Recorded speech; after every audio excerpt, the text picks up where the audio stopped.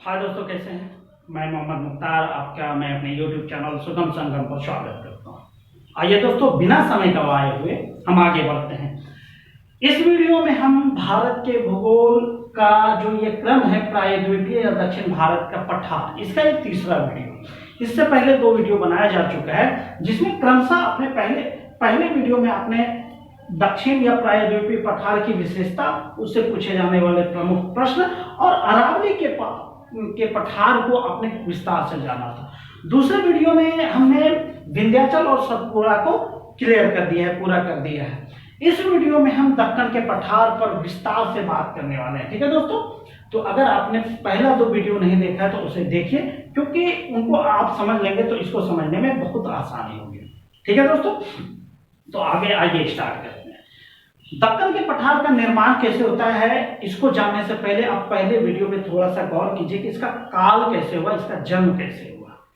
तो दक्कन के पठार के से पहले हम इस दक्षिण के पठार का जो सम्मिलित ये भाग है, इस पर हम बात करते हैं। हम चलते हैं पहला 3000 मिलियन वर्ष पूर्व। कब की बात है? 3000 मिलियन वर्ष पूर्व। 3000 मिलियन वर्ष पूर्व आता है, एक युग होता है कार्बोनिफेरस। कार्बोनिफेरस युग होता है। इस युग में दक्षिण भारत के पठार का निर्माण होता है। कौन सा होता है इस युग में? दक्षिण भारत के पठार का निर्माण होता है। यहां तक तो क्लियर हो गया। 3000 मिलियन वर्ष पूर्व दक्षिण भारत के पठार का निर्माण होता है। वो कौन सा युग होता है? कार्बोनिफेरस युग। एक चीज और याद रखिए, ये युग जो है, इससे पहले ये हिस्सा कौन से जो है कि भूमि का हिस्सा था। तो अगर आपने पहला वीडियो देखा तो उसमें हमने बताया था कि दक्षिण भारत का पठार जो है कि गोंडवाना भूमि का हिस्सा है। कौन सी भूमि का हिस्सा है? गोंडवाना भूमि का हिस्सा है। गोंडवाना भूमि, इसी को गोंडवाना लैंड का हिस्सा कहा जाता है। ठीक है ना। इससे और इसी काल में कार्बोनिफेरस युग में ही इस हिस्सा में जो दक्षिण भारत का पठार है, इस हिस्सा में कोयले का निर्माण होता है। कोयले का निर्माण होता है। तो ये चीजें तो याद हो गया। कोयला पे तो हम विस्तार से अलग से बात करेंगे, लेकिन अगर आपसे पूछा जाता है कि कोयले का निर्माण किस युग में हुआ है, तो याद बता देना है कार्बोनिफेरस युग में 3000 मिलियन वर्ष पूर्व। ठीक है, अब हम आगे बढ़ते हैं। कार्बोनिफेरस युग से आगे बढ़ते हैं, वो आता है क्रीटेशियस युग। कार्बोनिफेरस युग से जब हम आगे बढ़ते हैं, ईस्वी की ओर हम आते हैं, तो उसके बाद आता है क्रीटेशियस युग आता है। जाहिर सी बात है, 3000 मिलियन वर्ष पूर्व से हम नीचे आगे के पीछे की ओर आ रहे हैं। वो आगे जा रहा है, उससे आगे जाएंगे 3000 मिलियन है, 4000 मिलियन वर्ष हो जाएगा, 5000, लेकिन पीछे की ओर आएंगे तो कौन सा युग आता है? क्रीटेशियस युग आता है। इस युग में क्या होता है कि ये प्रायद्वीपीय पठार वाले हिस्से में क्या होता है कि ज्वालामुखी उद्गार होता है। क्या होता है? क्रीटेशियस युग में ज्वालामुखी उद्गार होता है। ज्वालामुखी उद्गार होता है।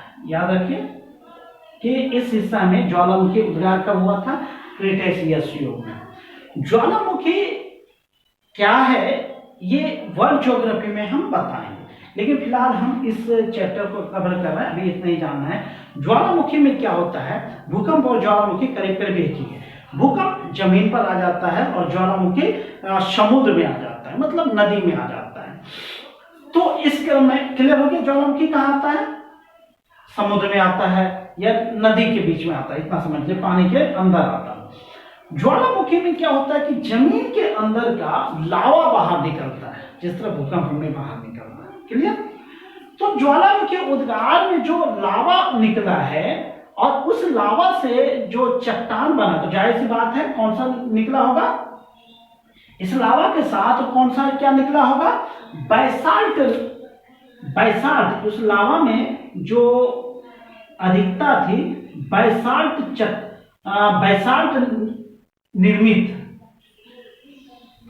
निर्मित लावा। तो जाहिर सी बात है इस लावा में अधिकता किसकी थी, बैसाल्ट की। और ये बैसाल्ट क्या होती है, आग्नेय शैल का उदाहरण है। कई बार आपसे पूछ देगा कि बैसाल्ट किसका उदाहरण है, किस चट्टान का, तो आग्नेय शैल या आग्नेय चट्टान का उदाहरण है। तो ज्वालामुखी उद्गार में जो लावा बाहर निकला उसमें क्या थी, किसकी अधिकता थी, बैसाल्ट की। तो इस बैसाल्ट निर्मित जो मैदान हो गया, इस लावा से जो मैदान निर्मित हुआ वो बैसाल्ट का बना, बैसाल्ट उसमें अधिकता थी। और इस बैसाल्ट निर्मित मैदान से अपना किसका हो गया, दक्कन के पठार का निर्माण हुआ। क्लियर है। तो इस वजह से दक्कन के पठार में अधिकता किसकी हो जाती है, बैसाल्ट की है। इसको बैसाल्ट का पठार भी आप कह सकते हैं। ठीक है। बैसाल्ट कालांतर में आगे बढ़ते जाते हैं इसमें वो अपर्दन की क्रिया जारी रहती है। अपर्दन क्या होता है, टूट फूट। इस बैसाल्ट निर्मित लावा से जो चट्टान बना है, इस चट्टान में भी टूट फूट जारी रहता है। इस टूट फूट के क्रम में क्या होता है कि काली मिट्टी का निर्माण होता है। आप अगर काली मिट्टी के बारे में जान रहे होंगे तो काली मिट्टी किससे बना है, बैसाल्ट चट्टान से बना है। तो बैसाल्ट चट्टान के टूटने फूटने से काली मिट्टी का निर्माण हुआ है। यहां तक क्लियर हो गया दोस्तों। आप इनका स्क्रीनशॉट लेना चाहें ले सकते हैं। तो एक बार फिर से रिवाइज कर देते हैं। दक्कन के पठार का निर्माण किस काल में हुआ है, क्रेटेशियस युग में हुआ है। किस क्रिया से हुआ है, ज्वालामुखी क्रिया से हुआ है। ज्वालामुखी क्रिया में क्या होता है, जो लावा बाहर निकला है उसमें अधिकता किसकी थी, बैसाल्ट की। और इस बैसाल्ट के से जो चट्टान मैदान बनता है या पठार बनता है, वह कौन सा पठार का रूप ले लेता है, दक्कन के पठार का। बैसाल्ट जो है कि किस चट्टान का या शैल का उदाहरण है, वह है आग्नेय शैल का। बैसाल्ट शैल के टूटने फूटने से किस मिट्टी का निर्माण हो रहा है, काली मिट्टी का निर्माण हो रहा है। ठीक है, इनका स्क्रीनशॉट ले लें या लिख लें, फिर आगे हम बात करते हैं। आइए दोस्तों अब देख लेते हैं कि इससे और कौन कौन से प्रश्न बनते हैं। अब और जान लेते हैं कि ये कौन कौन से राज्य में स्थित है। दक्कन का पठार ये जो हिस्सा है कि आप अगर भारत का मानचित्र अगर आप देख पा रहे हैं तो इसमें अगर राज्य आपको क्लियर हो पा रहा है तो देखिए कौन कौन से राज्य में दक्कन का पठार स्थित है। तो यह जो स्थित है महाराष्ट्र, एमपी, एपी, तेलंगाना, कर्नाटक, तमिलनाडु, ये सब हिस्से में या ये सब राज्य में प्रमुख रूप से दक्कन के पठार का विस्तार है। क्लियर है।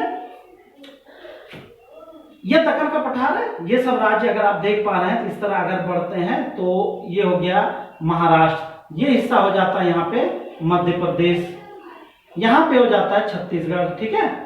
और यहाँ जो है कि ये हिस्सा हो जाता है तेलंगाना, ये आंध्र प्रदेश, और ये हिस्सा जो है आप देख पा रहे हैं कर्नाटक हो गया, ये केरल है, ये तमिलनाडु। तो ये सब हिस्सा में ये दक्कन के पठार का विस्तार है।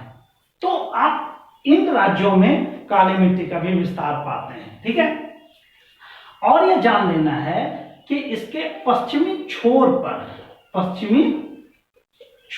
कौन सा पठार स्थित है। ये दक्कन का पठार, इसके पश्चिमी छोर पर क्या स्थित है, पश्चिमी घाट स्थित है। और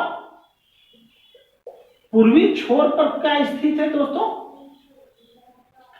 पूर्वी घाट स्थित है। यह भी प्रायद्वीपीय पठार का ही हिस्सा है, लेकिन इस पर मैं स्पेशल अलग से वीडियो बनाऊंगा। ठीक है, इसमें कवर कर पाना मुश्किल है। और जान लीजिए कि दक्कन के पठार के पश्चिम में जो स्थित पहाड़ी है वो सह्याद्री की पहाड़ी स्थित है। इसके पश्चिम में जो स्थित पहाड़ी है वो कौन सी पहाड़ी स्थित है दोस्तों, सह्याद्री की पहाड़ी स्थित है दक्कन के पठार के पश्चिम में। इसका सबसे ऊंचा पर्वत जो है कि चोटी है वो क्या है? महाबलेश्वर। महाबलेश्वर सह्याद्री पर्वत की सबसे ऊंची चोटी है। महाबलेश्वर कृष्णा नदी का उद्गम स्रोत है।